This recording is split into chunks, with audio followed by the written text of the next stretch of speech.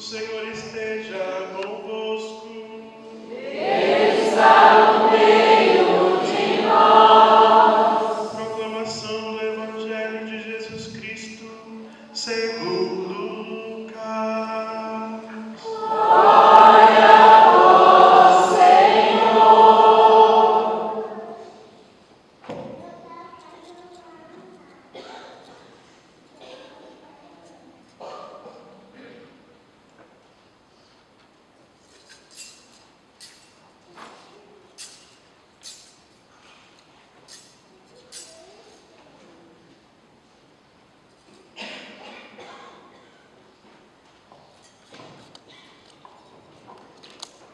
Naquele tempo, os chefes zombavam de Jesus, dizendo: a outros ele salvou, salve-se a si mesmo, se é de fato o Cristo de Deus, o escolhido.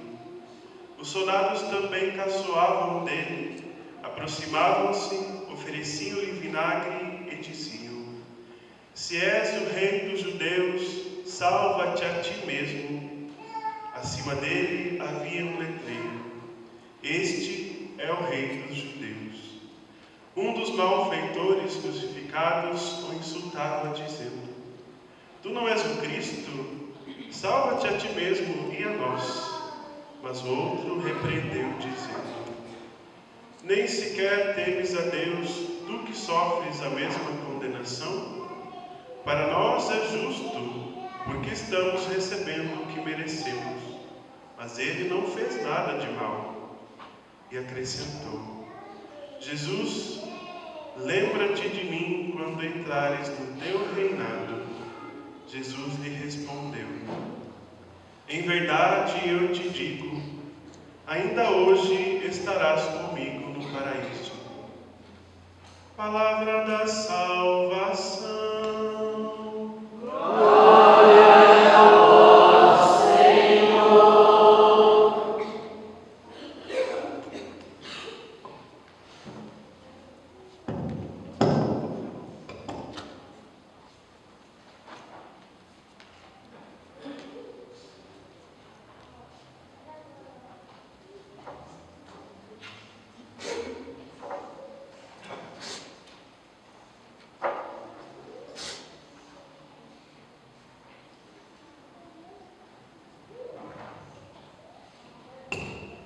Ave Maria, Cheia de graça, o Senhor é convosco. Bendita sois vós entre as mulheres. Bendito é o fruto do vosso ventre, Jesus. Santa Maria, Mãe de Deus, rogai por nós, pecadores, agora e na hora de nossa morte. Amém. Nossa Senhora Rainha, Rogai por nós. santos anjos da guarda, Rogai por nós. santos serafins, Rogai por nós. podemos nos sentar. Caríssimos irmãos, nós celebramos neste domingo a grande solenidade de Cristo, Rei e Senhor do Universo. É muito bonito ver que a Igreja, em sua liturgia, estabelece algumas memórias, festas e solenidades que têm o objetivo de nos formar na fé. Exatamente, a Igreja vai ressaltando alguns mistérios de maior importância, a fim de que nós possamos ser cristãos de fato. E ser cristão de fato significa ser formado pela pessoa de Jesus Cristo. E então, cada memória, cada festa, cada solenidade que nós celebramos, nós vamos de alguma forma contemplando um mistério da vida de Jesus, e contemplando este mistério, nós também queremos viver este mistério. Isso vale, por exemplo, para a ressurreição, que é o mistério central da nossa fé, mas também outros mistérios e solenidades que celebramos durante o ano litúrgico. O domingo que celebramos hoje, ele encerra o ano litúrgico. E o ano litúrgico ele é encerrado com a solenidade de Cristo Rei, ou seja, durante todo um ano litúrgico, nós fomos caminhando domingo a domingo, escutando a palavra de Deus, para chegar no último domingo e então proclamarmos de todo o nosso coração que Jesus Cristo é o nosso Rei, que Jesus Cristo é o nosso Senhor. Eu não sei se você sabe, mas a liturgia da igreja ela é dividida em 3 anos, o que chamamos de ano A, ano B e ano C.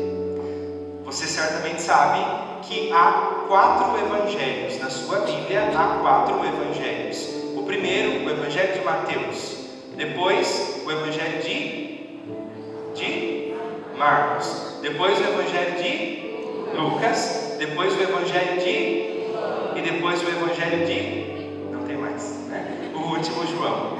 Então, o ano A dedicamos ao evangelho de Mateus, o ano B dedicamos ao evangelho de Marcos e o ano C dedicamos ao evangelho de São Lucas.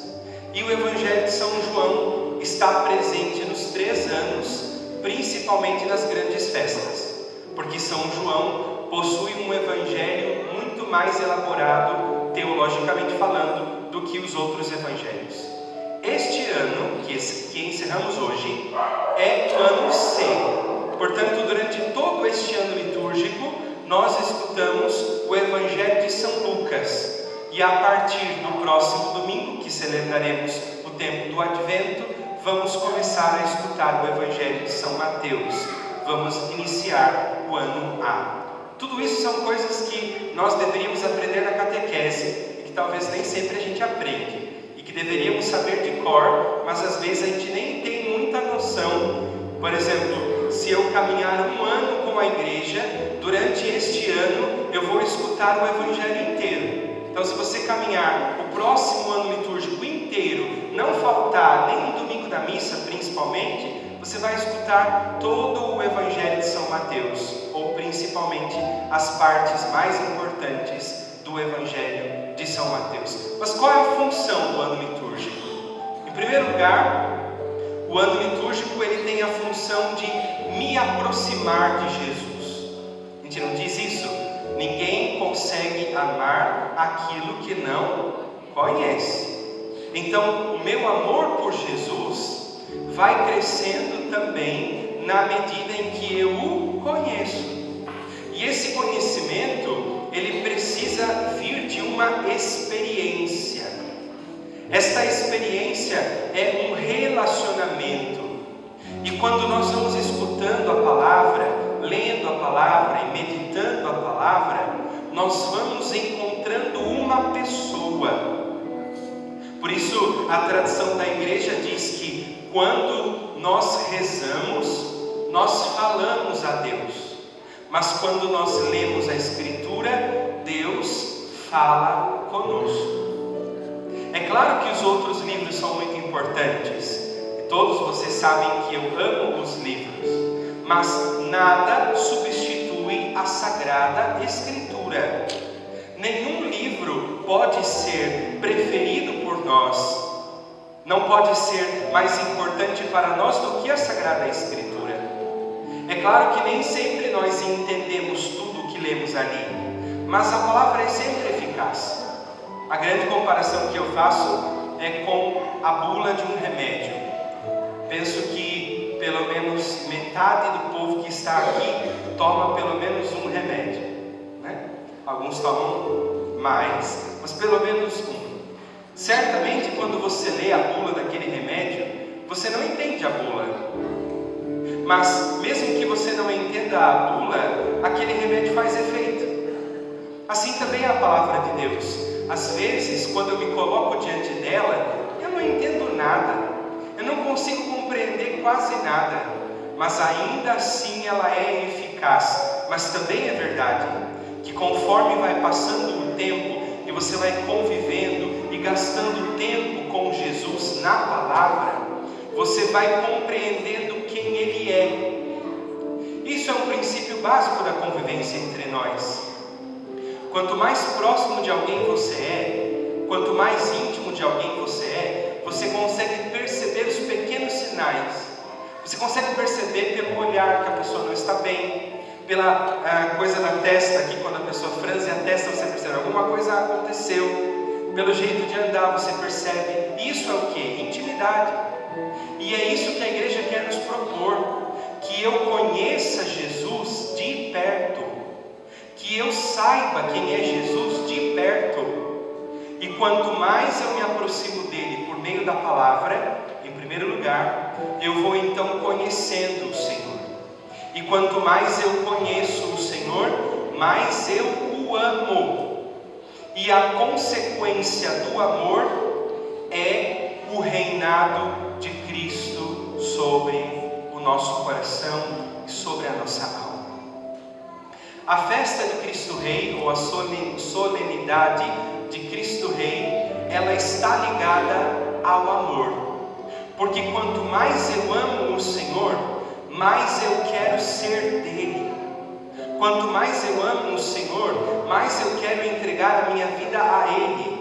E entregar a minha vida a Ele significa fazer dele o meu dono, fazer dele o meu Senhor, fazer dele o sentido da minha vida.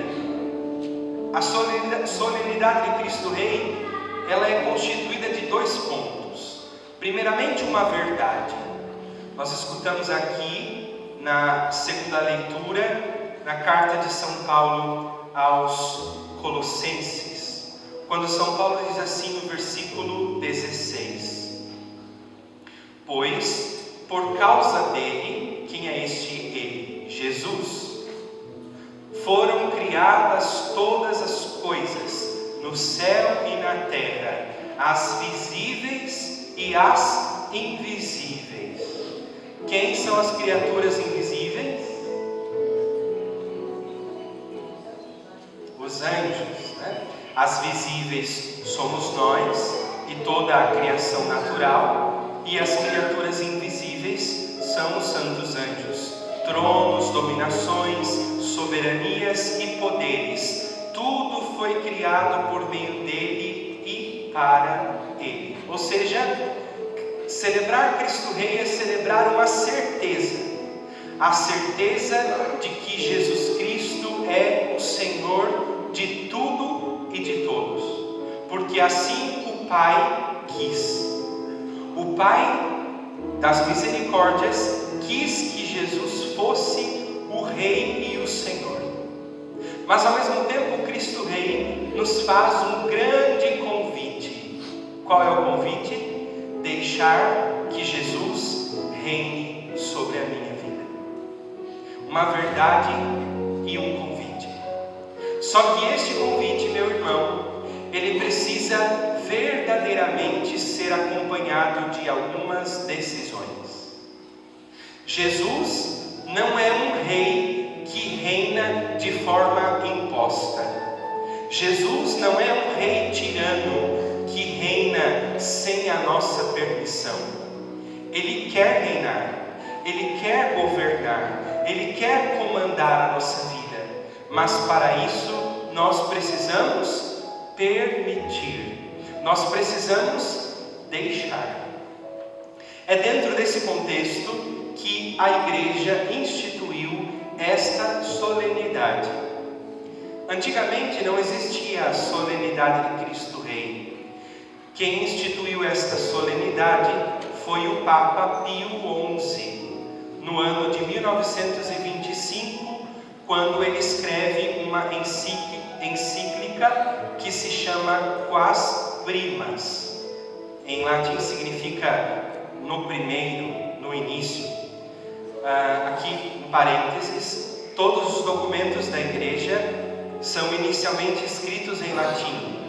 E todos os documentos da igreja, os nomes deles são as primeiras palavras de cada texto.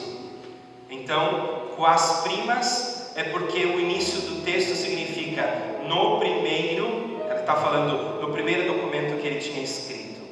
E o que é que move o coração do Papa Pio XI?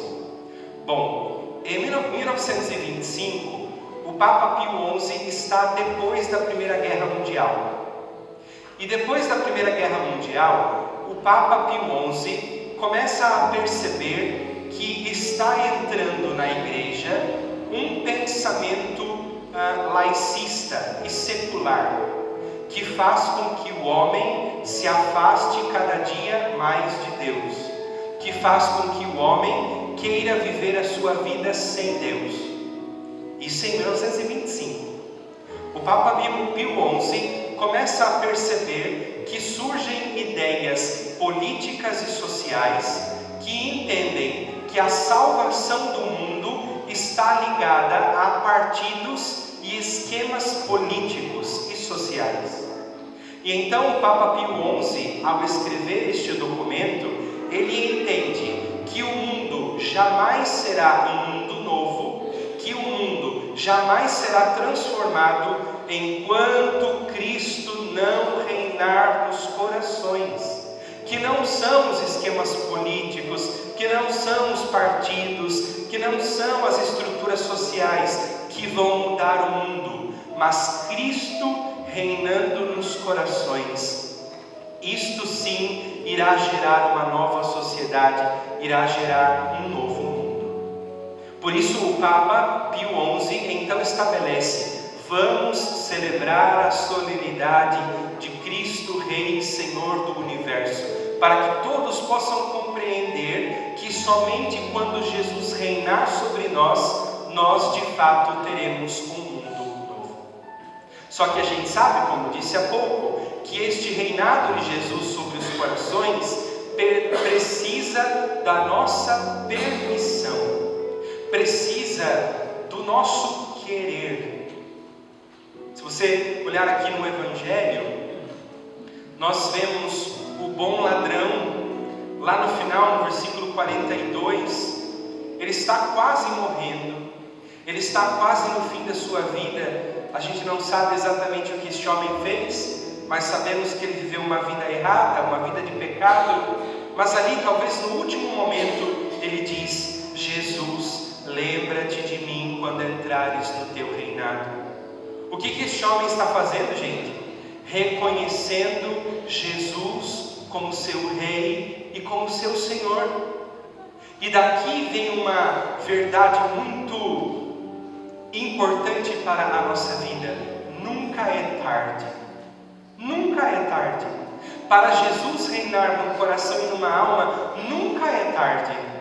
Talvez alguém podia olhar para esse homem e falar assim: pintou e bordou e agora quer que Jesus reine sobre a sua vida? Sim.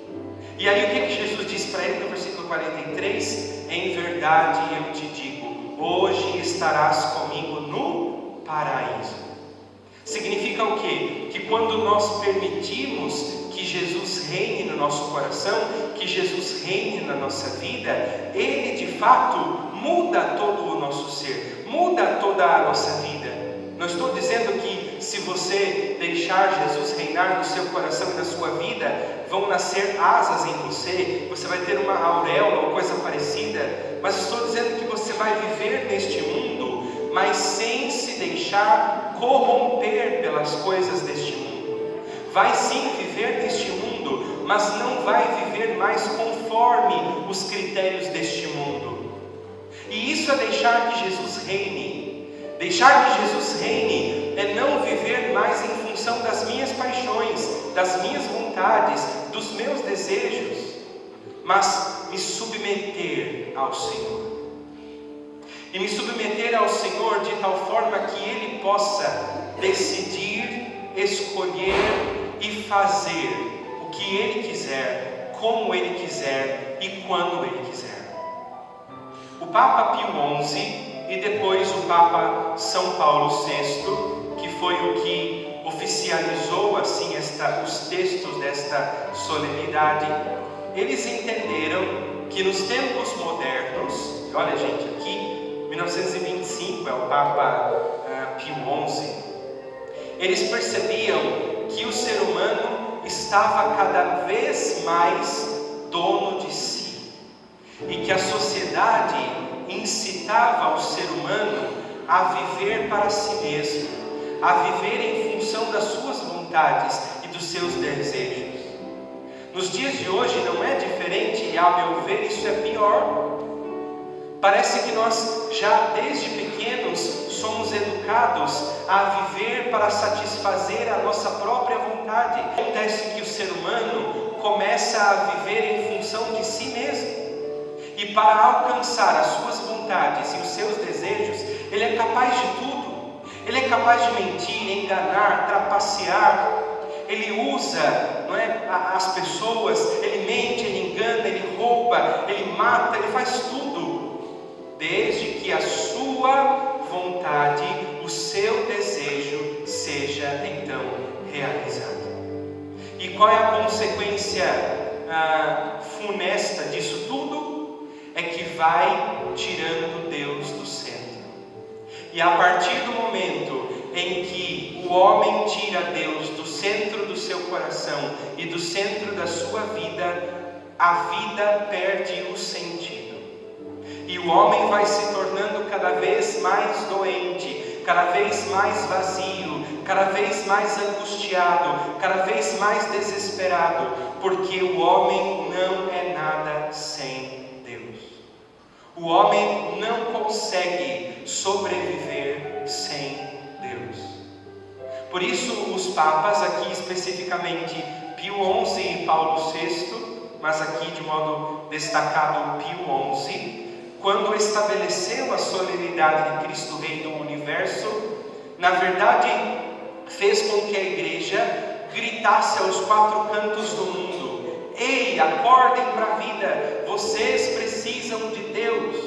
Não se entreguem aos seus prazeres, não se entreguem às suas vontades, mas façam de Deus o princípio e o fim da vida de vocês.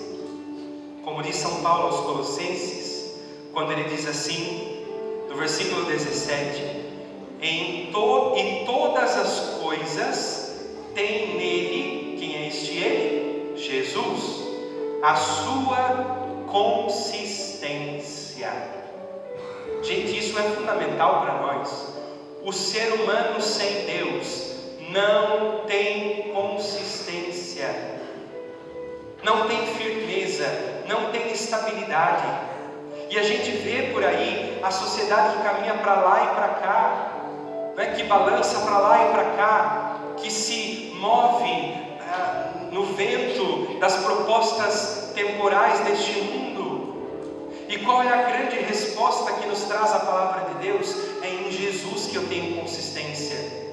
Quando eu estou unido a Jesus, mesmo nos tempos mais difíceis e nas grandes lutas, eu me mantenho firme, porque Ele me dá consistência, firmeza, estabilidade. Mas também é verdade que se eu me distancio do Senhor, se eu não estou unido a Ele, consequentemente eu me torno presa fácil. Então eu me entrego aos prazeres deste mundo. Por isso é importante entender dentro deste mistério de Cristo Rei, que não basta que eu esteja dentro da igreja, que não basta que eu esteja dentro da pastoral, dos movimentos e dos grupos, também não basta que eu esteja no seminário ou na casa religiosa, porque o reinado de Jesus, em primeiro lugar, é algo interno.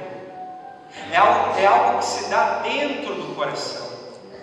E deixar Jesus reinar significa, de forma muito concreta, fazer dele o primeiro na minha vida. E fazer com que tudo seja para ele.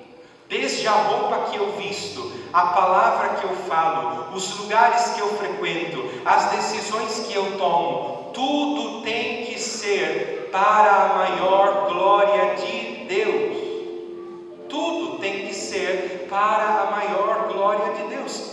Só que a gente às vezes percebe que na grande maioria das vezes nós temos a tentação de escolher o quê? Aquilo que me agrada mais, aquilo que me satisfaz mais, aquilo que me dá mais prazer, aquilo que vai me dar lucro, aquilo que vai me dar retorno. E é exatamente por isso que a solenidade de Cristo Rei nos faz este grito: acorde para a vida. Não tem sentido você estar dentro da igreja, não tem sentido você ser sacerdote, não tem sentido você estar na pastoral se Jesus não reinar na tua vida, se Jesus não reinar no teu coração.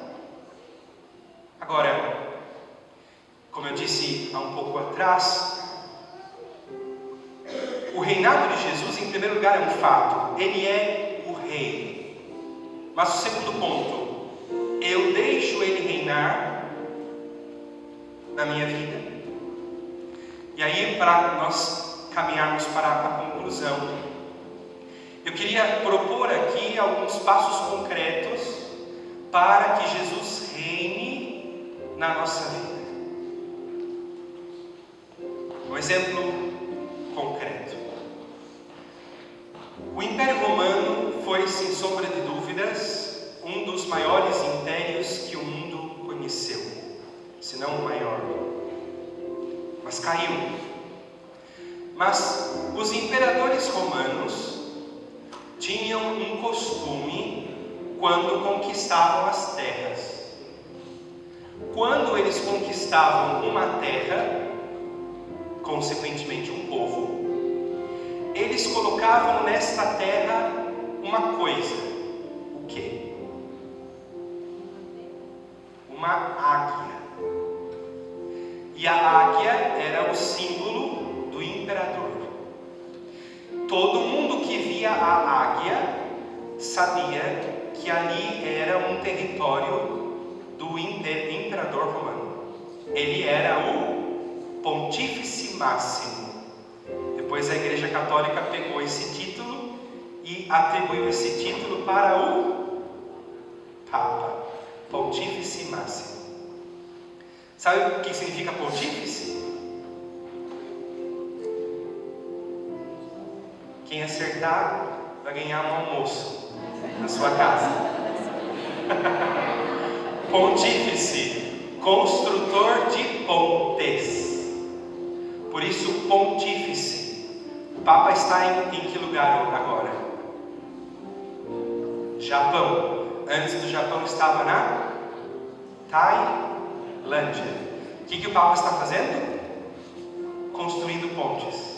Então, todas as viagens apostólicas do Santo Padre, ele está construindo pontes. Não de tijolo, mas espirituais. Ele está indo visitar as terras, como se ele estivesse construindo pontes.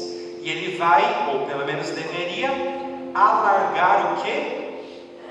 O reinado de Cristo.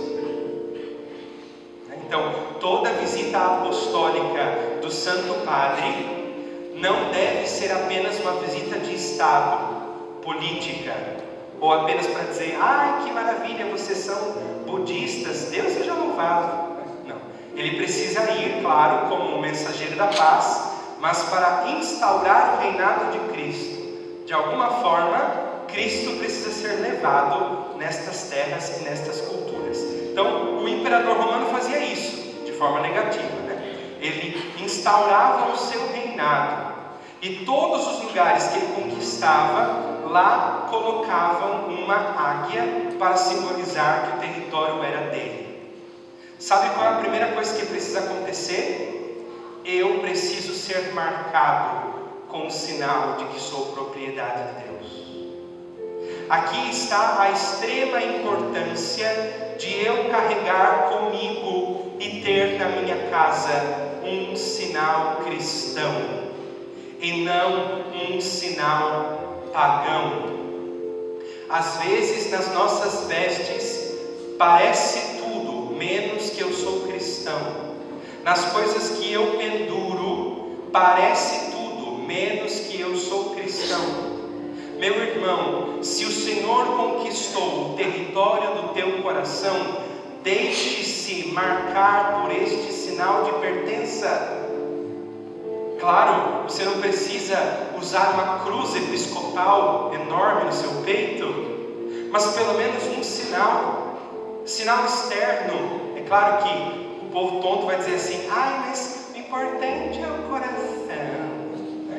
Claro que o importante é o coração, mas também o modo como você se apresenta é um modo de evangelizar. É um modo de dizer, ei, eu sou cristão, ei, eu sou de Deus. E E aqui a importância dos hábitos religiosos. Os padres com suas batinas, as irmãs com seus hábitos, e depois os outros com seus sacramentais e sinais de pertença. Isso é um testemunho. Ei, eu tenho dono, eu tenho Senhor. Não é um objeto de enfeite, não é um adorno apenas, mas é um sinal de pertença. Por isso que eu não abro mão da minha batina. Mesmo hoje eu falei, ai, bendito seja Deus que não está tão calor, né? Porque às vezes a gente acorda 6 horas da manhã, já está um sol de rachar mamona, não é? E aí quando você coloca a batina e roupa e camisa e calça e tudo, começa a dar um forno dentro da gente, né? Então quando está um tempo assim, Deus seja louvado, porque o frio nos ajuda muito. Mas a batina, gente, é uma das coisas mais bonitas que existem. Em primeiro lugar, a batina é preta, porque significa que eu estou morto para o mundo. Depois, a batina tem 33 botões na parte central, para simbolizar os 33 anos da vida de Cristo nesta terra. Depois, a batina tem 5 botões nas mangas, para simbolizar as 5 chagas de nosso Senhor. Depois, a batina tem 2 pregas, para simbolizar as 2 naturezas de nosso Senhor, a natureza humana e a natureza divina. Portanto, o sacerdote, ele está revestido de Cristo. Não é uma coisa assim, quer se mostrar, quer se exibir. Não, é para dizer quem eu sou. E aí a importância de nós sermos um sinal cristão conosco, uma cruz, uma medalha, sei lá o que, qualquer coisa que mostre ao mundo que eu sou de Deus, que eu pertenço a Deus. Então veja que às vezes nas nossas vestes nós não testemunhamos a nossa fé, seja quando colocamos roupas indecentes, seja quando nós colocamos roupas que de alguma forma exaltam outras coisas e não a Deus. Também nas nossas casas, gente, nós não somos da congregação cristã, graças a Deus. Nós não somos protestantes, nós somos católicos. Então, semeie imagem na sua igreja, na sua casa. Cruz, Nossa Senhora, Bíblia, vela, sal, óleo, tudo. Sua casa é a igreja doméstica. Claro que você também não precisa transformar sua casa num museu, né? Mas precisa ter lá o seu oratório, precisa ter lá o seu lugar, precisa ter lá as imagens abençoadas, e precisa fazer da tua casa uma casa de oração. Mostre lá na sua casa, ei, esta casa tem dono, e o dono desta casa é o Senhor Jesus, é Ele que reina aqui. Quando começar a discussão, quando começar a briga, diga, Senhor Jesus, reina nesta casa. Reina Jesus neste casamento, reina Jesus nesta família. Não incumprir da briga, não incumprir da discussão, porque quanto mais vai discussão e briga, isso impede Jesus de reinar ali na nossa casa e na nossa família. Mesmo também as coisas que nós assistimos, as coisas que nós ouvimos, as coisas que nós trazemos para a nossa casa. Uma vez eu visitei uma casa, e então quando cheguei na casa, eu logo vi ali sobre o móvel uma imagem de um anjo. E então eu comecei a olhar para aquele anjo e falei assim, não, esse anjo não é um anjo de verdade. E aí então depois eu vi lá, era Uriel, sei lá o que, era um anjo comprado numa loja esotérica. E então vamos quebrar, joga no lixo. Não é da nossa fé, não é da nossa fé. Uma vez, uma senhorinha muito simples, ela me chamou, acho que eu tinha acabado de ficar padre. Ai, padre, o senhor pode abençoar? Estava passando na rua assim, o senhor pode abençoar aqui a minha imagem? Comprei Nossa Senhora das Graças. Quando eu entrei era Iemanjá. Porque lá em Aparecida, nessas lojinhas de imagem mais baratinha, o povo coloca lá como se fosse Nossa Senhora das Graças, mas é Iemanjá, né? Então precisa ter o discernimento. Porque como é que Jesus vai reinar ali, se ali só tem mentira, fofoca, devassidão, pornografia, sujeira, briga, intriga, e me perdoe, bebedeiras e drogas e tantas outras coisas? Para Jesus reinar, tem que tirar o lixo. Para Jesus reinar, tem que tirar a sujeira. É claro que você pode dizer assim, Padre, mas tem coisas que são tão difíceis de vencer. Faça a sua parte e vá colocando Deus. Vá colocando Deus. Vá colocando a presença de Deus ali na sua casa. E quanto mais você vai colocando a presença de Deus dentro da sua casa, menos espaço o pecado tem. Então, o primeiro passo concreto, coloque um sinal em você. Não saia da sua casa sem um terço, no bolso, na bolsa, pelo menos uma dezena, se você não consegue carregar um terço, que é bem pesado, é 50 quilos.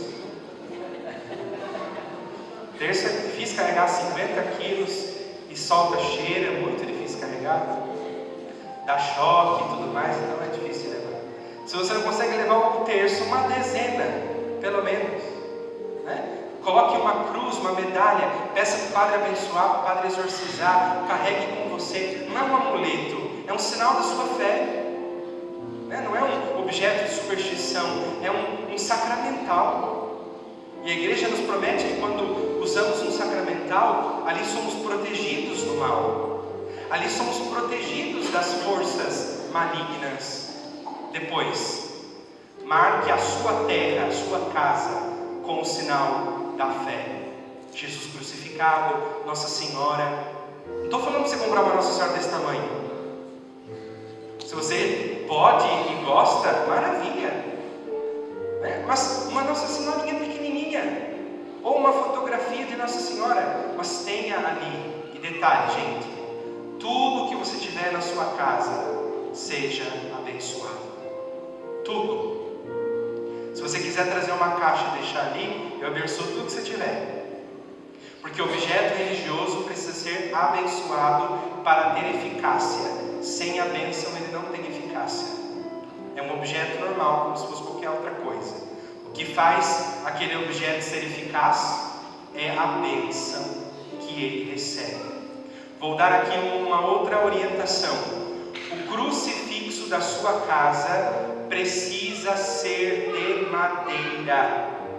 Crucifixo de ferro não possui eficácia espiritual. Tanto é que se tiver um possesso, este possesso não tem medo da cruz de ferro, mas tem medo da cruz de madeira. Jesus geralmente é de ferro, mas a cruz precisa ser de madeira e precisa ser abençoada.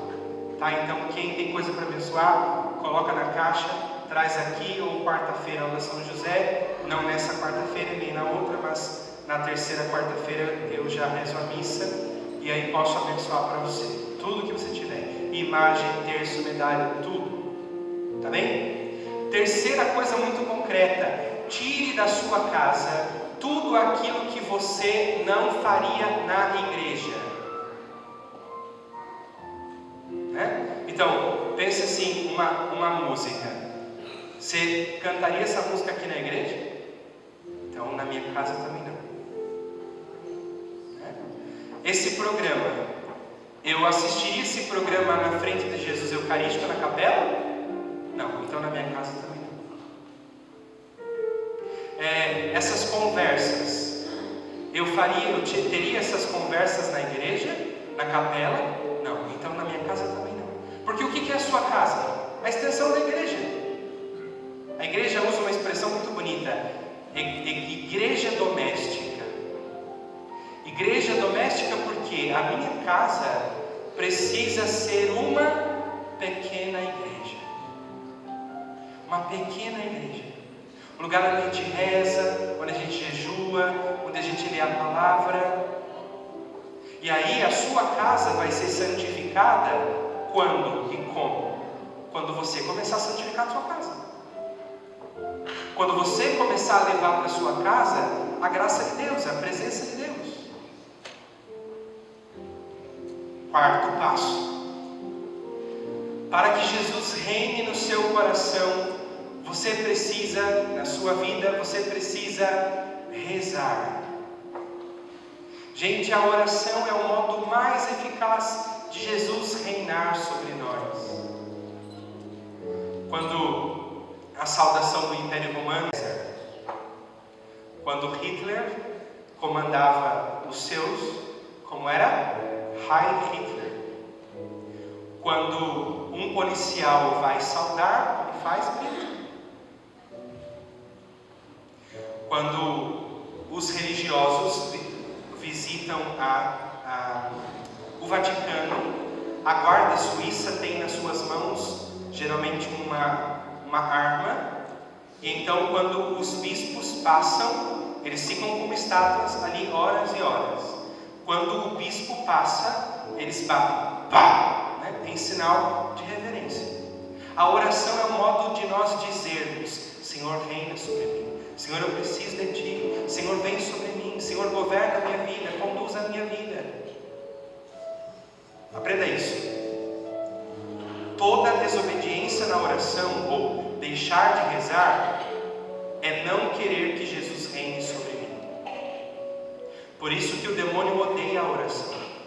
E ele vai fazer de tudo para que você não reze. Porque quanto menos você rezar, menos o Senhor reinará sobre a sua vida. Isso é verdade, né? Aquele ditado: quem não reza vira bicho. Porque se a gente não reza, a gente vai deixando que as nossas paixões nos dominem. Veja bem, se a gente gastasse a maior parte do nosso tempo rezando o terço ou o rosário, a gente não teria tempo para falar mal dos outros. Se a gente gastasse mais tempo meditando a palavra, fazendo as nossas leituras espirituais, a gente não perderia tanto tempo nas nossas redes sociais. Se eu me preocupasse mais em anunciar Jesus, eu não perderia tempo ficando postando foto minha. Porque não tem sentido, se eu sou cristão, para ficar me mostrando, para ficar me exibindo. Também o reinado de Jesus significa que o melhor é para Ele, não o resto. O Evangelho diz que quando Jesus estava na cruz, os soldados caçoavam dele e ofereceram a Ele o quê? Vinagre. O vinagre é o oposto do vinho. O vinho, ou o vinagre, o vinho quando estraga vira vinagre. O vinagre significa dar o resto, o lixo, o estragado. E acho que essa pergunta nós hoje deveríamos nos fazer. O que eu estou ofertando para Deus? O melhor? Eu estou dando para Deus o melhor ou o resto? O que dá para dar, o que sobra? Jesus é o teu rei? Então dê a Ele o melhor. Jesus é o teu Senhor? Então dê a Ele o melhor, e não o resto. O melhor do seu tempo, o melhor da sua presença, o melhor do seu amor. Lembra antigamente? Alguns eram dessa época. A roupa de missa. Roupa de missa era roupa de missa. Não vai em nenhum outro lugar a não ser na missa. Hoje em dia a gente perdeu até o pudor. Às vezes a gente vai para a igreja com a roupa que a gente ia, sei lá, para passar férias, isso e aquilo. É claro que a roupa não é o mais importante, mas ela também mostra e expressa o quê? O reconhecimento de Jesus como meu rei e como meu Senhor. O que eu estou oferecendo para Jesus? O meu melhor? O que eu tenho de mais valioso, o que eu tenho de mais precioso? Ou oferecendo o resto? Quarto ponto. Para que Jesus reine sobre a minha vida e sobre o meu coração, eu preciso lutar contra os pecados. O pecado, Santo Agostinho diz que o pecado é o amor excessivo a mim mesmo, a ponto de desprezar a Deus. Então Santo Agostinho diz que o homem, quando ele ama excessivamente a ele mesmo, ele peca porque ele prefere ele do que Deus. Então, o reinado de Jesus sobre as almas também exige a luta contra o pecado. E se eu estou numa situação errada, preciso mudar de vida, preciso me converter, preciso abandonar o pecado, preciso abandonar a vida errada, preciso abandonar o caminho errado. Por quê? Para que Jesus reine sobre o meu coração, eu preciso abandonar o pecado. Então, que neste dia de Cristo Rei, nós verdadeiramente possamos entender que Jesus é Rei, mas Ele precisa reinar sobre o meu coração e sobre a minha vida. Não seja um cristão que apenas está na igreja, mas seja um cristão que permite que o Senhor reine sobre o seu coração e sobre a sua vida. E faça dele o princípio e o fim de todas as coisas. Faça dele o princípio e o fim de todas as situações da sua vida. Tudo é por Ele, tudo é para Ele, tudo é com Ele. E dê esses passos concretos. Primeiro, coloque um sinal de pertença no seu corpo. Carregue consigo este sinal de pertença. Depois, coloque este sinal de pertença na sua casa e arranque da sua casa tudo aquilo que não coopera com o reinado do Senhor. Depois, reze ininterruptamente. Seja uma jaculatória, seja um terço, enfim, mas reze, mantenha esta busca de Deus, mantenha esta comunhão com Deus. Por último, que seria este, como posso dizer, quarto passo concreto: lute contra o pecado. E se Jesus é o teu Senhor, dê a Ele tudo. Se Jesus é o teu dono, dê a Ele tudo. Que Deus possa nos conceder neste dia a graça de darmos um passo a mais na nossa fé e fazer com que Jesus seja verdadeiramente o nosso Rei e o nosso Senhor. Não se conforme a este mundo. Você é cristão, não viva como pagão. Você é de Deus, não viva como se não fosse. E não entre nessa mentalidade mundana. Eu sou da igreja, mas eu sou um ser humano como os outros. Sim, um ser humano como os outros, mas um cristão.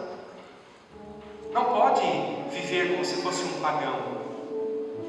Eu dizia ontem lá na Santo Antônio, e talvez a pregação ontem foi muito mais dura, do que está sendo hoje, porque eu dizia ontem que não faz sentido, por exemplo, aqui a figura de um sacerdote que se comporta como um pagão. Vou dar aqui um exemplo claro. A igreja prescreve que o sacerdote que preside a missa, ele não pode rezar a missa sem casula. Casula é isso aqui. Mas a grande maioria dos padres reza a missa só de estola. Por quê? Tem calor. Mas será que o seu amor por Jesus não é maior que o seu calor? Ou então dizem assim: ai, que absurdo comprar uma casula de 3.000 reais, que é mais ou menos o valor disso daqui, mas o celular dele é iPhone. Pagou quanto? 200 reais?